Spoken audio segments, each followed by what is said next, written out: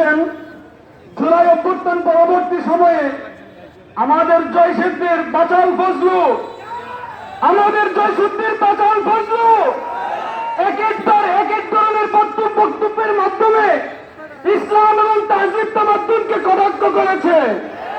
তারই ধারাবাহিকতায় বিগত 2 দিন আগে সে অত্যুত্ততা দেখিয়েছে। এটা মুসলমান হিসেবে বরদাস্ত করা যায় না।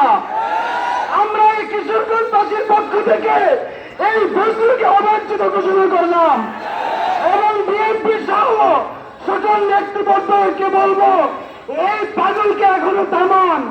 যদি আপনারা এই পাগলদের দিয়ে সংসদ করতে চান তাহলে আপনাদের কপালও বেশি ভালো হবে না।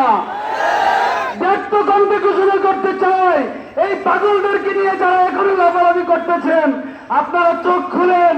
এই পাগলদের দিয়ে ভবিষ্যৎ করার স্বপ্ন দেখলে আপনারা ভুল পথে আছেন।